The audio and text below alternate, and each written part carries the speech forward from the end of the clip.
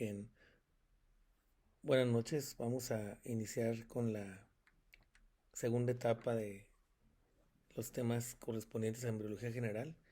En esta ocasión hablaremos de la segunda semana de desarrollo, también obviamente conocida en los libros de texto al respecto de este tema como la etapa del disco germinativo bilaminar, en el cual se van a distinguir dos grupos celulares diferenciados en capas que se conocen con el nombre de epiblasto y de hipoblasto. A partir de estos componentes celulares, esos tejidos con células pluripotenciales, se van a desarrollar algunos tejidos primitivos que posteriormente van a evolucionar para desarrollar el disco trilaminar. Pues bien, el disco germinativo bilaminar inicia pues en el día 8, que en esta etapa los autores de libros de embriología describen este apartado por días, cambios por días, aunque no necesariamente en la cuestión de la vida cotidiana pueda a veces seguirse estrictamente este proceso. Pero en el día 8 lo que caracteriza el desarrollo del disco germinativo bilaminar es precisamente la presencia de dos masas celulares que hemos escrito ya cuando hablábamos del blastocisto, y en este caso tenemos una porción conocida como la masa celular interna, y esta masa celular pues es lo que viene dando origen a lo que sería en este caso en esta forma de canasta o de vacuola que tiene el blastocisto, que viene dando como consecuencia la formación del trofoblasto. Esta cuestión del trofoblasto tiene una división en dos porciones, una que da a la decidua materna, que se conoce como sincito trofoblasto, debido a que las células que lo forman pierden algunas veces sus componentes de su membrana celular, dando la apariencia de una célula gigante multinucleada. Y tenemos también una recubierta que pues obviamente va a dar hacia lo que en un futuro va a ser el amnios, que se conoce como citotrofoblasto. Y obviamente tenemos también una capa hipoblástica, de la cual va a derivar posteriormente el saco vitelino primitivo. Una capa epiblástica, la cual desarrolla pues un proceso también diferenciado de células que se van a conocer como amniocitos y que va a formar la cavidad amniótica. Aquí tenemos una imagen de la decidua materna con las glándulas uterinas hipertróficas. Eh, Obviamente esas glándulas endometriales son las que son el epitelio que va a albergar a este trofoblasto, que es la forma más primitiva de lo que luego vamos a conocer como placenta. Noten ustedes como esta mancha de células en la cual apenas se distinguen los núcleos, pero no es fácil definir los límites entre ellas, va avanzando, degradando pues matriz extracelular y hundiéndose profundamente en el endometrio, en este caso denominado decidua, y podemos ver cómo se distingue una capa de células que están aquí en azul un poco más claro, que obviamente marcan un límite entre las células sincitiales y lo que sería pues propiamente las células epiblásticas. Como podemos ver, estas células se conocen como citotrofoblasto, y obviamente estamos hablando de una estructura milimétrica, y observamos también esas células que están en azul más intenso.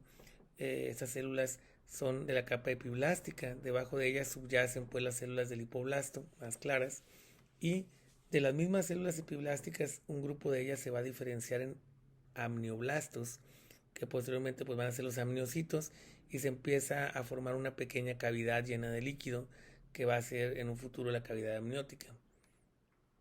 Vemos cómo hay una hipervascularidad en el tejido conjuntivo que subyace a la mucosa del endometrio, y que posteriormente será importante en el desarrollo para la interacción entre las dos circulaciones a futuro, ¿no? La circulación fetal y la circulación materna, pero aquí estamos hablando de un disco bilaminar que todavía no podemos llamar ni siquiera embrión.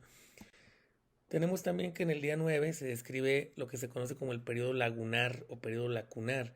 Este periodo se caracteriza por la formación de espacios entre las células sincitiales, lo cual se conoce como lagunas trofoblásticas o lagunas sincitiales, que se empiezan a acercar cada vez más al endotelio de los capilares sanguíneos derivados pues de las arterias espirales del endometrio, y que van a tener como finalidad el comunicarse con estas arterias y ser llenados estos espacios por la sangre materna. También tenemos que se forma la cavidad de la membrana exocelómica. Primero una membrana a partir pues de las células hipoblásticas que se le denomina membrana de Heuser o membrana exocelómica, o en un futuro va a ser denominada también parte de la cavidad extraembrionaria. Y tenemos la cavidad exocelómica propiamente dicha, también denominada el saco vitelino primitivo. Como podemos ver en esta imagen esquemática de como referencia pues el texto de Lachmann, una imagen clásica, en la cual observamos ya la zona donde se implantó el blastocisto, que como dije se hunde profundamente en el tejido que subyace al endometrio.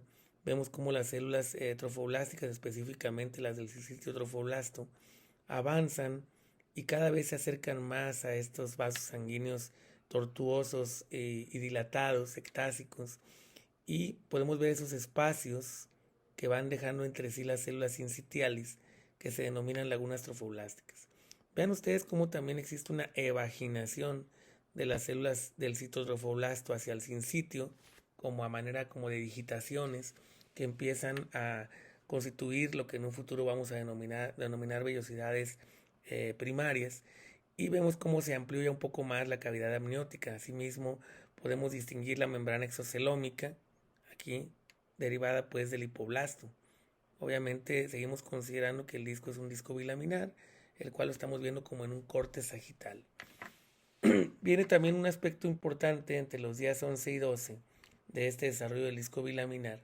Existe una interacción en la cual las células sincitiales alcanzan, a través de la degradación enzimática de la matriz extracelular, alcanzan a disolver la pared de los vasos capilares de las arterias correspondientes, y entonces esto es lo que algunos consideran el inicio de una circulación uteroplacentaria, que en realidad aquí no podemos hablar de uteroplacentaria porque todavía no le podemos denominar placenta, sino que es el trofoblasto que está desarrollando los tejidos propios que luego formarán la placenta. Y tenemos también la formación del mesodermo extraembrionario, que, bueno, estas células que se forman precozmente aquí en esta membrana exocelómica van a contribuir posteriormente a la formación de las paredes de órganos como los intestinos o como los pulmones. Y no olvidarnos de que estos cambios que ocurrieron en el endometrio como consecuencia del estado gravídico se conocen como reacción decidual. O sea, esas células aumentadas de tamaño, edematosas, y esta hipervascularidad corresponde a lo que denominamos reacción decidual. Veamos esta imagen del día 11 y 12, una imagen esquemática, en donde vemos cómo las lagunas sincitiales ya han sido o han entrado en contacto con la sangre materna, siendo inicialmente la interacción de estos elementos vasculares y de las células sincitiales el primordio de lo que en un futuro va a ser una barrera fetoplacentaria. Pero como repito, en esta etapa no podemos llamarle aún todavía placenta, dado que es el trofoblasto que se está diferenciando. Pero sí podemos observar cómo esas digitaciones de las que hablé hace unos momentos del citotrofoblasto empiezan a constituir lo que en un futuro van a ser las vellosidades de anclaje. Asimismo podemos ver esta cavidad exocelómica, el saco vitelino primitivo, que obviamente es un órgano vestigial que va a permitir, como vamos a ver más adelante, el desarrollo de lo que serían las vísceras abdominales, sobre todo, dado que pues sabemos que el desarrollo embrionario en diapositivas posteriores veremos es cefalocaudal, como ya lo sabemos. Y también destaca la presencia pues de lo que sería la cavidad exocelómica, la membrana exocelómica, y podemos ver ese desarrollo del mesodermo extraembrionario, que también podemos denominar la hoja esplagnopleural del mesodermo extraembrionario. Pues bien, en esta etapa del disco bilaminar, pues aparecen en el día 13 más o menos las vellosidades primarias. ¿Cuáles son? Pues estas que estamos viendo, que se componen de dos elementos principales, que son una periferia, un revestimiento de células sincitiales y un núcleo de citotrofoblasto. Entonces tenemos que en este día también se forma el saco vitelino secundario definitivo, estructura de carácter vestigial que también va a funcionar como una cavidad temporal para el desarrollo del intestino medio sobre todo, y se establece la formación de una cavidad coriónica que veremos más adelante es el sustento del anclaje de las vellosidades de la placenta. Asimismo, en el polo pues embrionario se empieza a formar una estructura que se conoce como pedículo de fijación, que es el antecesor del cordón umbilical, que sabemos pues que tiene los elementos vasculares de los vasos coriónicos que proceden pues del feto. Vean ustedes cómo se amplía esta cavidad exocelómica, cómo las digitaciones del citotrofoblasto revestidas de sincitio constituyen lo que conocemos como las vellosidades primarias, ¿sí? Aún todavía no es una placenta como tal, pero ya hay intercambio de nutrientes entre estas vellosidades primitivas y lo que sería la sangre que proviene de las arterias espirales de la circulación materna. Y bueno, de alguna manera vemos cómo el sincitio se empieza a dispersar, dejando pues realmente muy delgada el aislamiento que hay entre la sangre materna y los componentes estructurales de lo que serían las vellosidades. Vemos aquí al centro, vamos a ver en la porción superior, que se formaron ya dos cavidades, una adyacente al hipoblasto, que es el saco vitelino definitivo, y otra adyacente o más bien suprayacente al epiblasto, que es la cavidad amniótica, todavía muy pequeñas, y todo este espacio entre el citotrofoblasto, que está en el polo abembrionario, ¿sí? Porque hay un polo que es el polo embrionario, otro polo abembrionario, que va a formar entonces lo que se conoce como la cavidad coriónica. Pues bien, en esta etapa podemos también mencionar, hemos estado hablando del blastocisto, que pues realmente se va a diferenciar en una masa celular interna, en una masa celular externa, y hemos hablado de que el blastocisto se implanta habitualmente en el día 5 o 6 más o menos después de que ocurre la fecundación, preferentemente en el endometrio de la cara anterior o posterior del cuerpo uterino. Pero a veces podemos tener, y se menciona en este apartado, las implantaciones anormales de los blastocistos, siendo muy común que estas ocurran en la región ísmica, teniendo en cuenta que tenemos una imagen de un corte coronal del útero, con el fondo, el cuerpo, la región donde se une con la trompa de falopio, o salpinge también llamada. Tenemos implantaciones que ocurren en el orificio cervical interno, tenemos las que ocurren en el tercio medio de la trompa de falopio, o en la fimbria, o en el ovario, y eventualmente en cualquier otra parte de la cavidad abdominal, sobre alguna superficie peritoneal, como en este caso está ilustrado el mesenterio. Obviamente, como todo este epitelio del endometrio y también el revestimiento de las trompas tiene la influencia hormonal, existe una reacción decidual con una hipervascularización muy importante. Entonces, cuando un embrión se implanta normalmente, como el caso que estamos observando en el cuadro de abajo, vemos un embrión que pues aquí la imagen menciona por las características que tiene, entendemos que ya está en quinta, sexta semana, y entonces estamos viendo que formó un trofoblasto, pero la trompa es tan delgada que el sincitio la degrada, provocando la rotura y la hemorragia intensa que ocurre en estos pacientes, que incluso puede llevar a un choque hipovolémico que puede producir la muerte, convirtiéndose en una de las urgencias quirúrgicas en las personas que padecen, las mujeres que padecen que se llama o se conoce como embarazo ectópico, o sea, un embarazo que está fuera del lugar habitual. Cualquier localización que no sea el cuerpo del útero se considera que puede ser un embarazo ectópico y va a ser tanto más grave como estrecha sea la parte del tracto genital femenino que esté afectada. Por ejemplo, aquí en el orificio cervical interno, si está muy cerca, cuando la placenta se desarrolla, podemos tener sangrados del primer trimestre del embarazo por placenta previa. Esto, bueno, es una parte que se menciona porque estamos hablando todavía del blastocisto que está evolucionando a un embrioblasto y posteriormente a un disco bilaminar. En cuanto a los blastocistos anormales, se sabe que la mayor parte de ellos son abortados, ¿no? Muchas de las veces cuando la mujer se da cuenta lo toma como si fuera una menstruación dolorosa y muchos de los blastocitos anormales son eliminados naturalmente. Pero otros se ha descubierto que son derivados de gametos anormales en los cuales tenemos células tetraploides, por ejemplo, y esto da como consecuencia la formación de tumores trofoblásticos, o sea, en los cuales no hay formación de un embrioblasto de la masa celular externa, pero sí de la interna, de una forma desordenada, dando como consecuencia el crecimiento del tejido trofoblástico. Y tenemos tres entidades clínicas que se pueden presentar. La mola hidatidiforme es la presentación con mucho la más común, que es un tumor trofoblástico, ¿verdad?, en el cual no hay embrión. Sin embargo, se comporta con signos clínicos como si fuera un embarazo, porque, pues como es trofoblasto, este trofoblasto, especialmente el sincito trofoblasto, produce en grandes cantidades una hormona que se conoce como gonadotrofina coriónica humana, que incluso esta hormona es utilizada para el diagnóstico del embarazo en fases precoces. Se aplica en forma cualitativa en pruebas urinarias y en forma cuantitativa en determinaciones séricas de la hormona.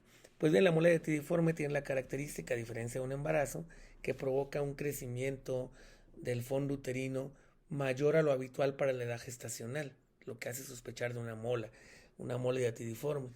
Y aquí tenemos también la mola invasora.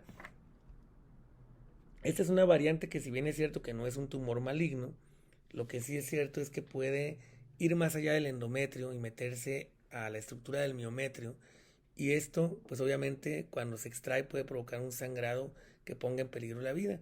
Y tenemos también la variante maligna que se conoce como coriocarcinoma, ¿verdad? Entonces podemos llegar al diagnóstico clínicamente por un útero que crece demasiado para la edad gestacional, y el aspecto ultrasonográfico de las molas hidatidiformes es de imágenes hipoecogénicas, que son imágenes saculares que algunos les describen como forma de racimo de uvas, ¿no? Y cuando extraen a través de un legrado el tejido de la mola hidatidiforme, da el aspecto de vesículas. Nos recuerda a las hidátides de Morgagni, por ejemplo, y entonces de ahí viene el nombre de mola hidatidiforme.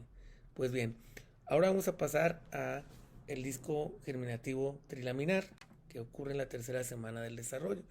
Esta es una etapa importante, y para hablar más acerca de esto, estamos llegando al punto donde las células del epiblasto, por ejemplo, ¿verdad?, empiezan a tener una disminución en su capacidad de ser células pluripotentes. Recordemos estos términos. Las células del cigoto, en la etapa bicelular, tetracelular, de 8 células, 16, 32 células, también se conocen como blastómeros, tienen la capacidad de producir por sí mismas un individuo completo, puesto que son células totipotenciales. Pero a partir del disco bilaminar empieza a cambiar la característica a pluripotencialidad, es decir, son capaces de desarrollar muchos grupos celulares, tejidos, pero ya empieza a restringirse mucho el tipo de células que pueden producir. Esto se conoce como pluripotencialidad. A medida que la gestación avanza, la capacidad de estos tejidos embrionarios empieza a diferenciarse más hacia ciertos grupos celulares. Pues bien, el disco germinativo trilaminar inicia con un proceso que se denomina gastrulación, que significa que se van a producir 3 capas germinativas a partir de una capa que es el epiblasto. Y esto, pues obviamente vamos a observarlo como si fuera la suela de un zapato, una sandalia, ¿no?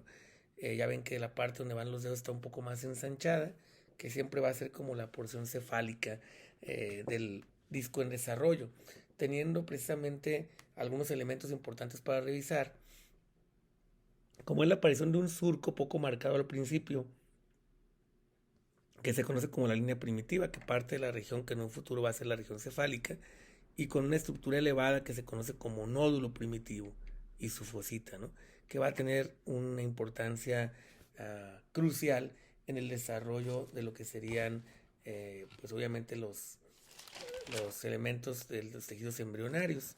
Entonces, tenemos que recordar un poco de cuestiones anatómicas referentes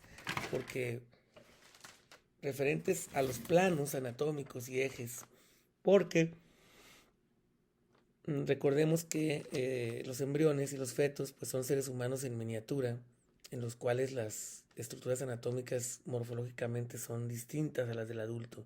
Y aquí estamos observando cómo lo podemos ubicar en plano coronal, que también ocurre en el adulto, plano horizontal y plano longitudinal o sagital. Esto se aplica también, en este caso es un feto, pero también tenemos el concepto del embrión, en el cual dijimos que el desarrollo se describe como cefalocaudal. Acá está la cauda, que en algún momento, cuando el embrión todavía es más primitivo, es como una cola. Y tenemos entonces que lo craneal también se denomina superior o cefálico. Y lo anterior, de acuerdo al plano coronal, en el embrión se denomina rostral si estamos hablando de la cabeza y ventral si estamos hablando del tronco.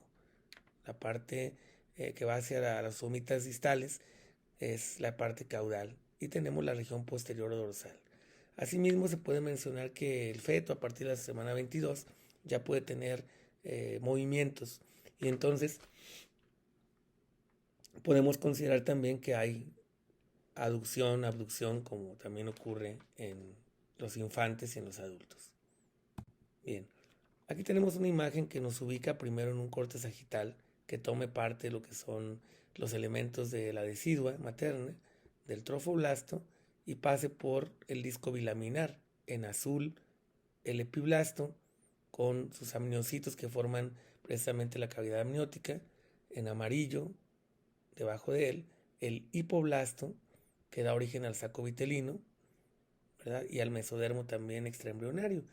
Si tomamos este disco y hacemos un corte horizontal, podemos observar este aspecto como de la chancla que les decía yo, como de la suela de la sandalia, donde vemos una porción más ensanchada que en un futuro va a ser la porción cefálica. Aquí se señala lo que en un futuro va a ser el estomodeo, también conocido como membrana bucofaringea, y vemos la formación de la línea primitiva hacia la región caudal. Aquí está seccionada esta burbujita que es la pared del amnios, de la membrana amniótica, y hacia abajo está seccionada también la pared del saco vitelino. Vemos en azul, la parte azul es el epiblasto y la parte amarilla es el hipoblasto. Imágenes distintas nos permiten ver en fotografías tomadas de los libros de texto, donde podemos ver cómo el saco vitelino es una estructura que se desarrolla y que es muy importante, ya lo vamos a ver, en el desarrollo de lo que serían las vísceras. Y vemos cómo entonces esta línea es un punto de referencia junto con el nódulo para que las células empiecen a migrar y acomodarse. De esto depende el desarrollo correcto de esta dinámica cefalocaudal que hemos venido hablando. Pero ¿cómo es que se forma el disco germinativo trilaminar? Bueno, a partir del epiblasto, de esa capa, vamos a tener la formación de las tres capas germinativas. Las tres derivan del epiblasto: el endodermo, el mesodermo y el ectodermo. ¿Cómo es esto entonces? Pues bien, podemos ver cómo en la imagen inferior tenemos el epiblasto, estas células un tanto cilíndricas, a nivel de lo que es la línea primitiva, que es como una invaginación, empieza a invaginarse debajo de sí mismo, produciendo un grupo celular que migra inferior y lateral a esta capa inicial que es el epiblasto, que en un futuro va a ser lo que va a corresponder al ectodermo, y estas células que se colocan entre el hipoblasto y el epiblasto se van a conocer como la población de la capa intermedia que es el mesodermo. Otras cuantas de estas células se intercalan entre las células hipoblásticas, determinando con esto la formación del endodermo. Entonces el endodermo sustituye al hipoblasto y obviamente el mesodermo queda intermedio y el ectodermo queda entonces como sería una porción más superficial adyacente al amnios. Pues bien, la notocorda es una estructura vestigial que sigue la línea primitiva y en la cual va a haber una migración de células prenotocordales hacia la región cefálica, también una interacción con el hipoblasto, el cual va a ser en un futuro pues sustituido por las células provenientes de estas invaginaciones del epiblasto que corresponderán al endodermo. Se va a formar la placa notocordal, una estructura importante para la coordinación de la migración de las células, y se va a desprender finalmente del endodermo esta notocorda. La notocorda es una estructura que va a desaparecer pero va a dejar algunos vestigios en el desarrollo del ser humano. También, ¿dónde se ubica la notocorda? Pues debajo del tubo neural. La notocorda es el sustento para el desarrollo de los elementos que van a generar posteriormente las estructuras como las vértebras. Recordando otra vez la imagen en la cual estábamos hablando hace rato, acerca de cómo se forman las tres capas a partir de esta línea primitiva y a partir de la invaginación y migración de células epiblásticas que se colocan entre el epiblasto y el hipoblasto para formar el mesodermo y que se combinan o intercalan con las células hipoblásticas para formar el endodermo. Este es un corte sagital que pasa por el disco trilaminar, en donde podemos ver varias estructuras. Destaca en azul pues lo que sería el ectodermo, que en otrora fue el epiblasto, el amnios, que está formado por células también derivadas del epiblasto. Tenemos en amarillito la pared del saco vitelino. Aquí tenemos debajo del ectodermo está la notocorda, que se empieza a desarrollar en dirección céfalo-caudal, y tenemos también elementos pues aquí de lo que sería el pedículo de fijación, este divertículo alantoideo que en el ser humano pues es vestigial, y en un futuro va a ser la zona de la membrana cloacal. En un corte coronal podemos apreciar cómo ocurre este fenómeno, donde empezamos a ver que se forman como unas ondas, como unas crestas, de hecho, ¿verdad? Y en la línea media están separadas y debajo de ellas se encuentra la placa notocordal. En azul entonces el ectodermo, en rojo el mesodermo y en amarillo el endodermo. Fíjense que en la evolución, cómo ocurre, arriba está la cavidad amniótica, abajo está la cavidad del saco vitelino, al centro la notocorda, con las células que rigen la migración de las células en dirección cefalocaudal y lateral, y debajo de lo que en un futuro va a ser el tubo neural. En esta zona que se está invaginando, que se llama surco neural, ¿verdad? Está relacionado con la notocorda. A los lados, el mesodermo, que luego se distinguirá en tres porciones diferentes, y abajo el endodermo, que se relacionará con la cavidad del saco vitelino. Esto ocurre con el disco trilaminar, lo que en un futuro va a ser el embrión. Vean ustedes cómo en la imagen inferior se observa ya una estructura ya formada que viene siendo el tubo neural. ¿Qué pasa con el trofoblasto en la tercera semana de gestación? Bueno, pues ocurre el fenómeno de que empiezan a madurar las vellosidades, que ya dijimos que estaban formadas inicialmente por una periferia de células sincitiales y un núcleo citotrofoblástico. Pero en esta semana ocurre la evolución hacia vellosidades secundarias y terciarias, que son las terciarias las que van a dar como consecuencia una placenta definitiva. Fíjense, en este diagrama es un corte, como si agarráramos mi dedo y lo cortan en rebanadas. Ese corte es un corte axial que pasa por la vellosidad, o corte horizontal, donde podemos ver cómo está formada histológicamente. Periferia de células del citotrofoblasto y el centro núcleo de células del citotrofoblasto. Pero cuando evoluciona en esta tercera semana a una vellosidad secundaria, entonces tenemos que se agrega un núcleo de mesodermo extraembrionario.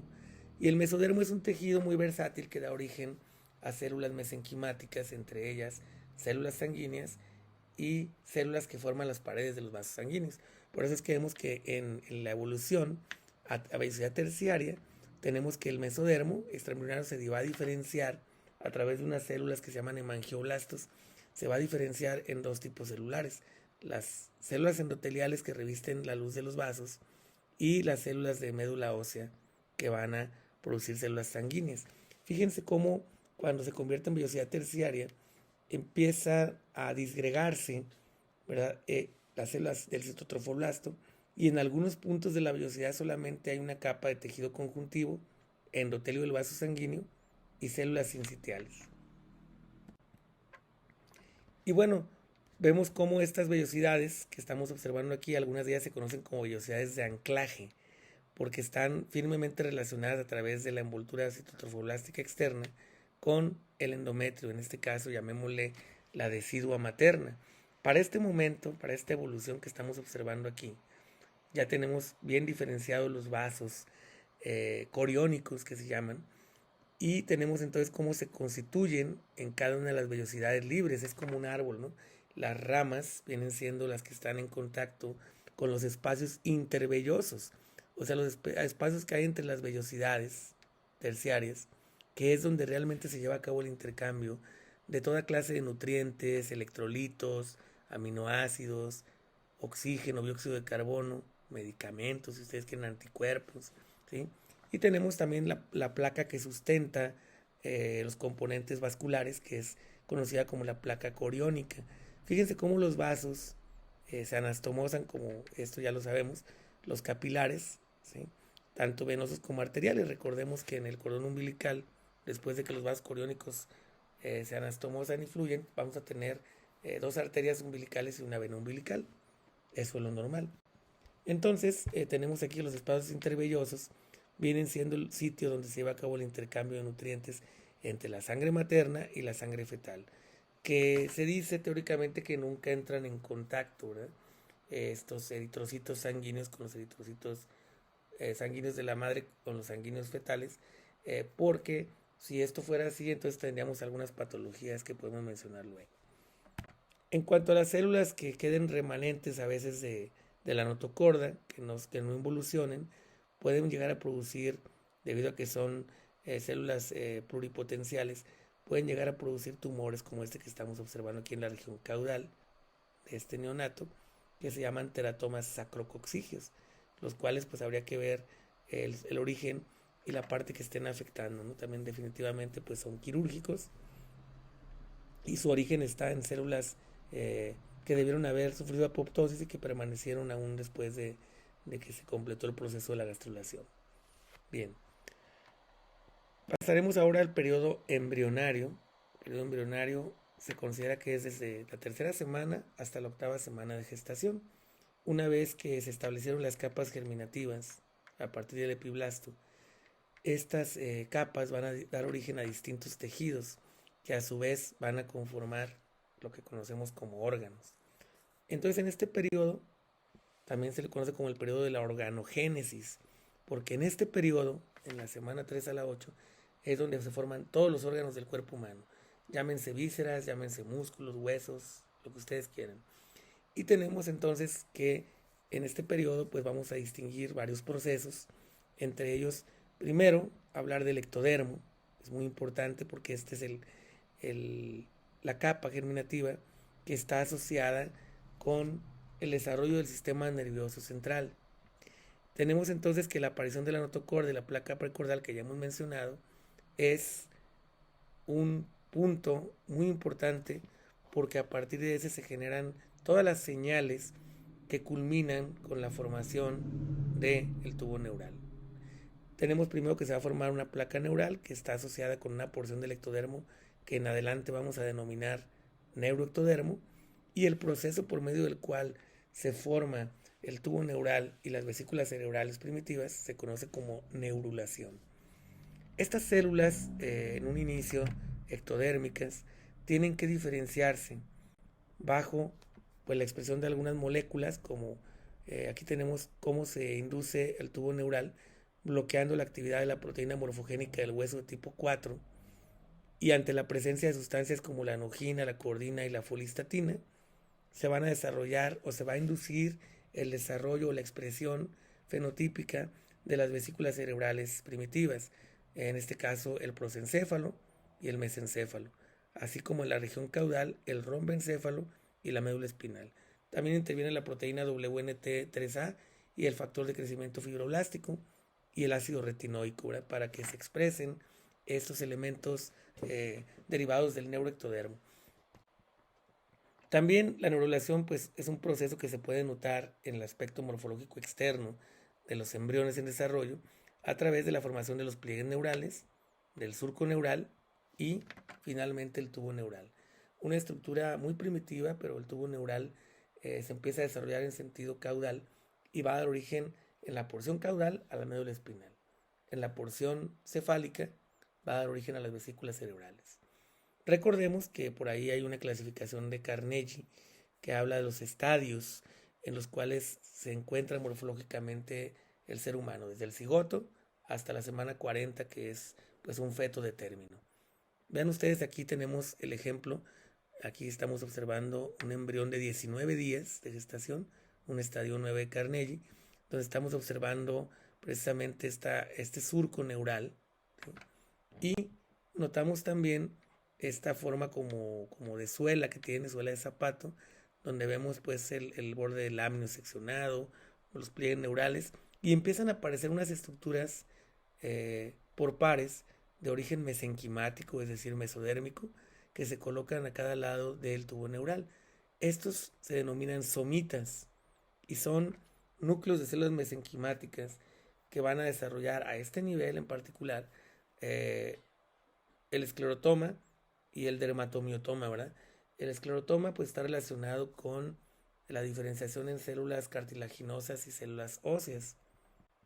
Vean ustedes aquí cómo empieza conforme avanzan los días, a 2 días de diferencia, el estadio 10 de Carnegie, se duplicó el número de somitas, podemos ver el saco vitelino, podemos ver el saco amniótico. Esto todavía no tiene, embrión todavía no tiene un aspecto humano, pero bueno, ya empieza a tomar una forma. Decíamos a veces cuando hacemos embriología comparada que en esta etapa se puede confundir con los embriones de otros mamíferos. Voy a seguir describiendo la evolución. Aquí estamos viendo que aumentó el número de somitas. Hay un cierre de estas crestas neurales en la línea media, pero sigue habiendo una apertura cefálica y una apertura caudal. Estas porciones se conocen como neuroporos anterior y posterior. Avanzando en los días, vean ustedes en el día 24 aparecen más somitas. Aún puede uno confundirlo con un embrión de otra especie, el estadio 11 de Carnegie. Pero un detalle muy importante en el desarrollo del tubo neural es que cuando se forman las crestas neurales, derecha e izquierda, vamos a ver que de esas zonas cúspides pues, del neuroectodermo, vamos a ver células que se van a formar, se van a diferenciar. Algunas migran en dirección dorsal, que son células de la piel, los melanocitos que le dan la coloración a la piel y al cabello, y otras en dirección ventral, que en este caso viene siendo anterior, que van a formar neuronas de ganglios sensoriales simpáticos y el sistema nervioso entérico, células periféricas como las de Schwann que producen mielina y las células cromafines de la médula suprarrenal. También el neuroectodermo, aparte que hemos venido mencionando mucho del sistema nervioso, también se encarga de producir algunos epitelios como es la epidermis, y también se encarga, estas células ectodérmicas del neuroectodermo van a dar origen a los huesos craniofaciales. Aquí tenemos un diagrama de las crestas neurales en amarillo, estamos la notocorda debajo y el pliegue neural, que luego se convierte en un surco y finalmente se convierte en el tubo neural. Aquí podemos ver entonces otros elementos como son los neuroporos. Otra vez estamos haciendo hincapié en la evolución en cuanto a los somitas se refiere, ¿verdad? A la medida que desarrolla el tubo neural, también se desarrolla lo que lo va a proteger, que en este caso son las vértebras. Bien, ahí vemos el concepto del neuroporo anterior y el neuroporo posterior. Luego tenemos nuestra hoja germinativa mesodérmica. Recuerden, hay un mesodermo embrionario y un mesodermo extraembrionario que ya se había formado cuando estábamos hablando de la cavidad exocelómica, ¿se acuerdan? Entonces, este mesodermo extraembrionario es muy útil, el extraembrionario, porque es el que va a formar en el saco vitelino las primeras células sanguíneas, y el primer órgano hematopoyético que tiene el ser humano en su desarrollo es el saco vitelino. Bien, el mesodermo vamos a diferenciarlo en 3 porciones, una que está adyacente inmediatamente a la derecha y a la izquierda de la notocorda, que es el mesodermo paraxial, el mesodermo intermedio y el mesodermo lateral, que estará relacionado también con el mesodermo extraembrionario. Lo podemos apreciar aquí en estos cortes coronales de este embrión en desarrollo, donde podemos ver distintas fases evolutivas. Fíjense aquí cómo ya está formando el surco neural, las crestas neurales. La primera masa de células es la que está adyacente a la notocorda, que se llama mesodermo paraxial, pero luego con el desarrollo ulterior, fíjense aquí cuando ya está formado el tubo neural, ya tenemos mesodermo paraxial, mesodermo intermedio y mesodermo lateral, que obviamente se va a asociar con el mesodermo extraembrionario. ¿Qué produce cada uno de ellos? Bueno, el mesodermo paraxial es relacionado con la formación de tejidos blandos, tejidos conjuntivos, de todo tipo, ¿no? Y se va a organizar en pares, ¿verdad? En los denominados somitas, somitómeros, que van a estar por pares, y en los neurómeros también. Entonces tenemos que los somitas son de 42 o 44 pares. Tenemos 4 occipitales, 8 cervicales, 12 torácicos, 5 lumbares, 5 sacros y 8 a 10 coccigios. El ser humano no tiene una cola como otros primates. Quiere decir entonces que durante el desarrollo hay una etapa donde sí podemos apreciar la cauda, ¿verdad? La cola. Pero esos somitas, los últimos 5 coccigios, pues van a sufrir apoptosis, ¿verdad? Aunque hay descritos casos de malformaciones congénitas de niños que han nacido con cola, porque no involucionaron esos somitas últimos de la región coccigia. Entonces nuestro somita lo vamos a dividir en 2 zonas. La zona del esclerotoma, que básicamente va a dar origen a células mesenquimáticas que van a originar condroblastos o osteoblastos, y el dermatomiotoma, que da origen a porciones musculares y elementos sensitivos de inervación de la piel. Aquí podemos ver el surco neural y la pared ventral del somita, cómo se va distinguiendo posteriormente en esclerotoma y en el dermatomiotoma. Aquí lo vemos, el dermatomiotoma, miren cómo tiene el esclerotoma, esas células mesenquimáticas más dispersas que están cercanas a la notocoria y cercanas a la aorta dorsal. Y tenemos esta parte que va hacia la piel, parte de la estructura de la piel, parte de la estructura muscular. Entonces, somita, esclerotoma, miotoma, dermatoma. Ahora el mesodermo intermedio. Bueno, el mesodermo intermedio está relacionado básicamente con la formación de estructuras urogenitales, o sea, gónadas, o sea, sistema urinario en el hombre y en la mujer, a través de los nefrotomas, que son estructuras que involucionan, y del cordón nefrógeno.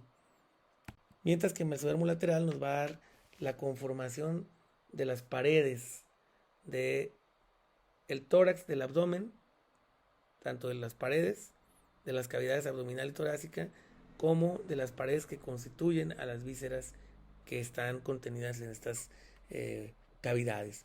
El mesodermo de la hoja parietal más el ectodermo nos va a dar como consecuencia el revestimiento interno de las cavidades corporales. El mesodermo da origen a este nivel a lo que conocemos como mesotelios, pleura, pericardio, peritoneo. Y el mesodermo de la hoja visceral más el endodermo, más la capa endodérmica, nos va a formar la pared del intestino. En este caso, el endodermo forma la mucosa y el mesodermo de la hoja visceral forma lo que conocemos como serosa del intestino, pleura visceral, pericardio visceral o epicardio, ¿sí? Y tenemos entonces que las células mesodérmicas de la hoja parietal visceral forman lo que conocemos como membranas serosas, o sea, cavidad pleural, cavidad peritoneal, cavidad pericárdica. Veamos.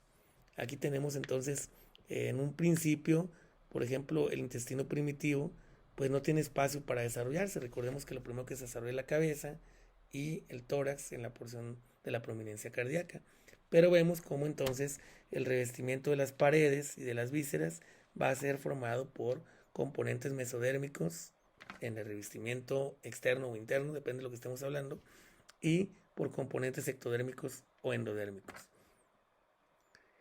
También muy importante que el mesénquima originado por las células mesodérmicas del mesodermo extraembrionario o del mesodermo lateral tienen tipos celulares importantes a esta etapa del desarrollo, porque los primeros vasos sanguíneos que se forman en el embrión provienen de las células que se encuentran en la pared del saco vitelino.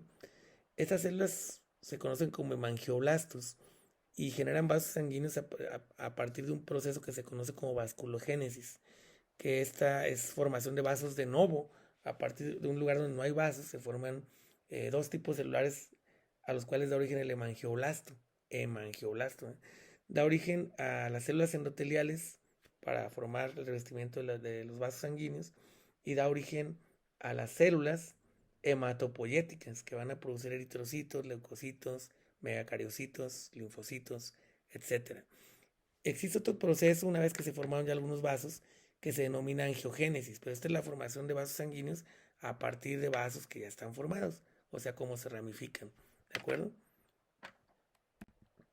Aquí tenemos ¿Cómo ocurre este fenómeno? A partir de las células mesodérmicas llamadas células mesenquimáticas, tenemos la formación a partir del hemangioblasto de dos grupos celulares. Estas que están rodeando, que son las células endoteliales, y los islotes de tejido hematopoyético. Luego entonces el saco vitelino se constituye en el primer órgano hematopoyético del ser humano. Aquí tenemos en este corte sagital que nos muestra pues, las vellosidades coriónicas con una interacción ya con la sangre materna, y este es el saco vitelino primitivo, ¿verdad? El saco vitelino, aquí vemos ya la prominencia cardíaca. Y sabemos que el corazón late ya en la quinta semana, ¿verdad? El corazón es un tubo en forma de U que en la quinta semana ya está latiendo y ya hay un proceso de circulación sanguínea. Pero las primeras células sanguíneas son producidas en este órgano vestigial, transitorio, ¿verdad? Que es el saco vitelino. Aquí es donde se producen las primeras, y ya dijimos a partir de los hemangioblastos. Ok, aquí estamos viendo otra imagen que destaca la situación de aquí del tubo cardíaco y del saco vitelino, que es el primero que proporciona las células. Las primeras eritrocitos que van a transportar oxígeno en el embrión son producidos por el saco vitelino. Y pues no olvidarnos del endodermo también, ¿verdad? El endodermo siempre que lo ponen en los dibujos lo representan con una imagen asociada con el tubo digestivo. En el embrión en desarrollo tenemos algo que se conoce como intestino primitivo, el cual podemos distinguir en tres porciones distintas: la porción anterior, la media y la posterior. Recordando la posición en la cual se encuentra el embrión, posición flexionada sobre sí mismo, y ese desarrollo cefalocaudal. Sin embargo, como ya he dicho anteriormente, las primeras cavidades que se desarrollan es la cefálica, cavidad de la cabeza, el craneal, y la torácica. Pero no hay una cavidad abdominal en esta etapa todavía.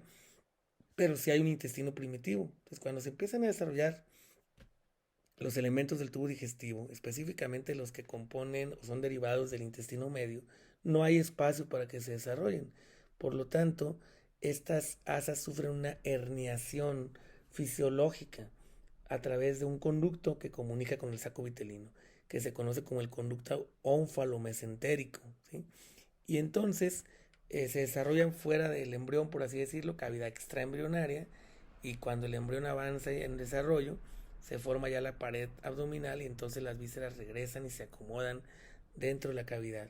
Entonces, para este momento ya tenemos en la porción cefálica un componente que algunos autores mencionan como el estomodeo, que en un futuro va a ser la boca, que aquí lo estoy mencionando como membrana bucofaringea, compuesto de dos derivados. Uno es un derivado endodérmico y otro es un derivado ectodérmico. Lo mismo ocurre en la región caudal, en la región de la cloaca, y se llama membrana cloacal, lo que en un futuro va a ser la abertura del ano. Vean, aquí tenemos el intestino anterior o intestino faríngeo, del cual también deriva el aparato respiratorio, el epitelio del aparato respiratorio. Tenemos los brotes glandulares del intestino medio, como son el hígado y el páncreas, y esta zona del pedículo de fijación, que ahora es el cordón umbilical. Tenemos el conducto onfalomesentérico, a través del cual las asas se desarrollan, se hernían y luego regresan a la cavidad abdominal. Fíjense estos diagramas y observen estas imágenes de los estadios de Carnegie. Vean cómo hay una cola todavía no involucrada en estos somitas.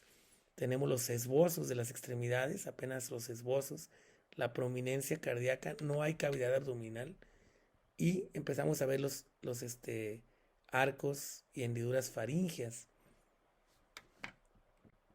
Vean aquí en esta imagen de 40 días, estadio 16, vemos ya las placodas de los cristalinos, ¿sí?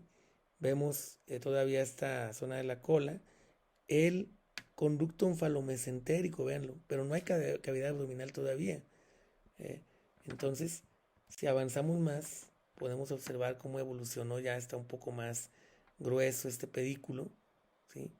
Y podemos notar que empiezan a aparecer ya estas evolución de las extremidades, sobre todo primero se desarrollan las superiores y luego las inferiores. Continuamos avanzando y observamos, ya empiezan a aparecer los rayos digitales, por ejemplo. Empieza ya a formarse una cavidad abdominal, ahora sí. Y bueno, esa es una revisión rápida de del proceso por el cual pasa el embrión. Para cuando termine el periodo embrionario, ya se formaron todos los órganos en miniatura, aunque todavía no estén completamente maduros, pero ya se formaron todos los órganos. Bien, entonces, pues vamos a ver que en este proceso de desarrollo del periodo embrionario, pues tenemos eh, finalmente que los órganos van a llegar a una fase en la cual si hiciéramos una disección, una mini disección de los embriones, pudiéramos obtener los órganos, pero veríamos que tienen ciertas diferencias con los órganos fetales y con los órganos de un adulto definitivamente sí. Siempre he dicho yo que la anatomía de los embriones es muy específica y un tanto diferente a la del neonato o a la del adulto. Bien, pasaremos también al periodo fetal. El periodo fetal es a partir de la semana 9 en adelante, ya se considera feto. Y pues este periodo se caracteriza por un crecimiento acelerado en la talla de el feto, en este caso, la talla del producto de la gestación, como le llaman también, y también el incremento del peso corporal, así como la maduración de los órganos. Entonces, el periodo fetal, a partir de la semana 9, se caracteriza por la maduración de órganos y tejidos, crecimiento corporal acelerado.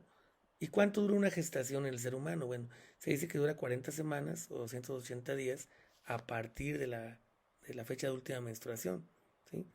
Es difícil establecerlo a veces, hay una regla que los obstetras utilizan para esto, pero pues siempre puede haber ciertas fallas o equivocaciones, ¿no?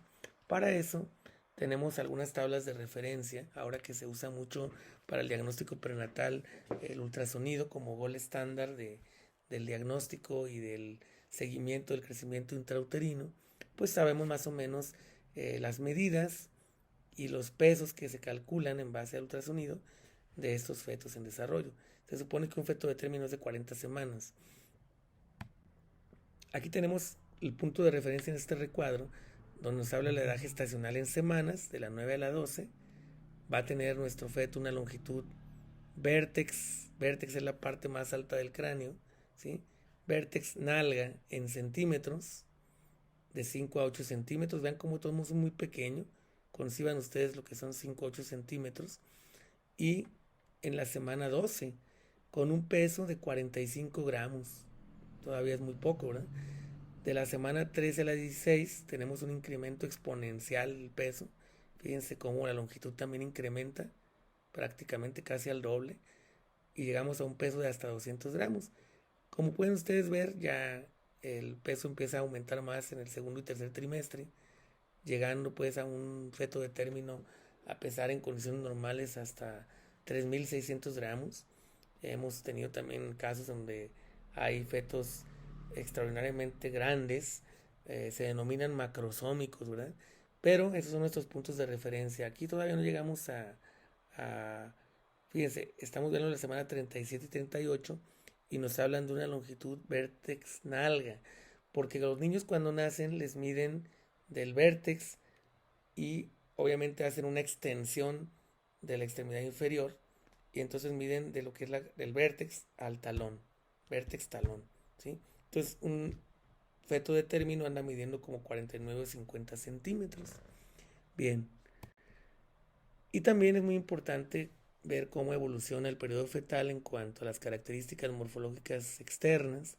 Fíjense cómo la cabeza, que siempre ha guardado esa proporción durante el desarrollo de mayor crecimiento cefálico, ocupa al tercer mes de la gestación prácticamente el 50% de la longitud del feto. En el quinto mes, como se elongan las extremidades y el tronco, solamente la tercera parte. En el recién nacido, a término, la cuarta parte de la longitud y en el adulto es la novena parte de la longitud. Bien, esto para que se den ustedes cuenta de cómo se va eh, moldeando esa figura humana. Dice aquí en la diapositiva que en el tercer mes de gestación ya el aspecto es francamente humano, ¿sí? Ya no es tan factible confundirlo con el feto de un mamífero como una vaca o un perro. El aspecto es francamente humano. Dice, los ojos están en la superficie ventral o rostral de la cara porque, ¿se acuerdan ustedes cuando veíamos los embriones en estos estadios de Carnegie? Veíamos que estaban en la parte lateral de la cara, ¿no? Orejas también a los lados de la cabeza, un desarrollo de extremidades ya muy diferenciado. Ya tenemos hombro, brazo, codo, antebrazo, mano y dedos. Y tenemos también que aparecen aproximadamente en la semana 12 de gestación, se dice que aparecen los centros de osificación primaria en huesos largos.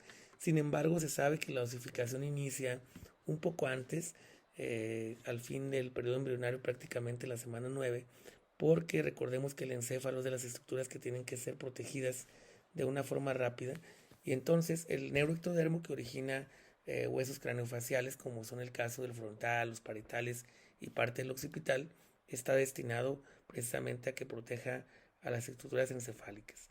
También en esta etapa del periodo fetal podemos determinar el sexo de un feto por ultrasonido. Más o menos entre la semana 12 a la 14 es más factible poder determinar por ultrasonido el sexo de un feto. Y podemos detectar cierto grado de actividad muscular, aunque el hecho de que haya actividad muscular puede percibirse nada más como contracciones, pero movimientos como tal ocurren a partir de la semana 22. Fíjense ustedes esta fotografía de este feto, dice de 37 milímetros de longitud o 3.7 centímetros de longitud vértex nalga, o sea, de aquí a aquí más o menos, ¿sí? Recordarán que hicimos ya una práctica sobre esto, y con 9 semanas de gestación, con un aspecto francamente humano.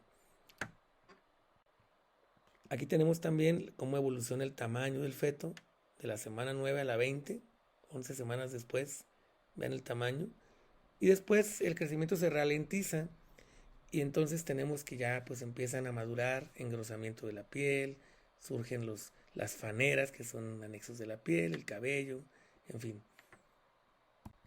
Fotografías tomadas del Atlas de Embriología Humana, de Moore también, permiten ver el aspecto que tiene un feto de 13 semanas. Vean cómo están ya los ojos en la región ventral, tenemos las orejas a los lados de la cabeza, aquí tenemos una longitud vértex nalga de 84 milímetros, aún los párpados están fusionados y las orejas están en la región lateral.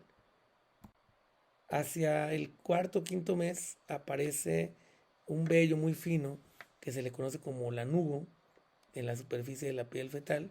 Aparecen anexos de la piel como las cejas y el cabello, y a partir de este mes, del quinto mes, que pudiéramos, si lo estimáramos en semanas, como a partir de la semana 20 o 22, hay movimientos como tal de las extremidades que se pueden percibir por la madre.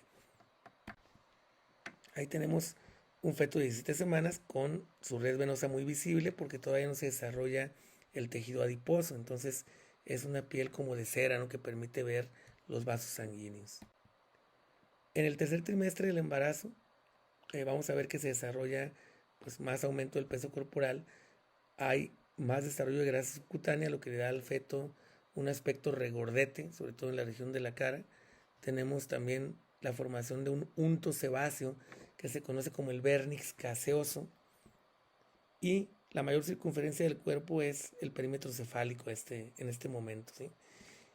Tenemos un peso alrededor hacia el término del embarazo de 3.000 a 3.400 gramos en condiciones normales, una longitud vértex nalga de 36 centímetros, o lo que toman los neonatólogos cuando nacen los bebés, que es la longitud vértex talón. Entonces se ayudan con la enfermera y les tiran su extremidad inferior para que quede completamente extendida y poder tomar una medida fija. Otro detalle que deberíamos de buscar también en los fetos de término sería que los testículos estuvieran descendidos al escroto para el momento del nacimiento. Es un detalle que también los neonatólogos y perinatólogos revisan frecuentemente. Ahí tenemos un feto de 25 semanas, habla de una piel apergaminada y que ya hay uñas presentes en las manos y en los pies. Un feto inútero, aquí está el cervix, aquí está el fondo uterino, en una posición, en una presentación cefálica o posición cefálica y una situación longitudinal. Cuando el feto, su eje principal coincide con el eje principal del cuerpo de la madre, se dice que está en una situación longitudinal. Si estuviera con su eje principal en dirección transversal, diríamos que está en una situación transversa. Este es un feto casi de término, ven la característica del pabellón auricular, su cordón umbilical y demás, es prácticamente a término, ¿sí? Y tenemos, pues obviamente, la evolución del periodo fetal. Fíjense como de la semana 9 a la 12 crece poco y después el crecimiento se vuelve gradual y exponencial hasta el final de la gestación. ¿Qué podemos tener en este periodo como alteraciones? Bueno, podemos tener como alteraciones el bajo peso al nacer, en el cual se van a involucrar distintos factores. Existen factores genéticos en los cuales pudiéramos considerar que hay familias donde los fetos, o sea, los niños nacen con un bajo peso, pero luego recuperan, ¿no?, después de la vida extrauterina. Pero también tenemos que el retardo del crecimiento intrauterino puede ser inducido por deficiencias nutricionales y por tabaquismo. Por ejemplo, el tabaquismo se sabe que tiene una asociación muy fuerte con el bajo peso al nacer. También con el factor de crecimiento semejante a insulina de tipo 1, con lo que sería la hormona del crecimiento, que lo cual sería variable en cada persona. Embarazos múltiples van a provocar que un feto esté más grande que otro, gemelos, trillizos, demás, agentes teratógenos y la genética propia de cada persona o de cada pareja.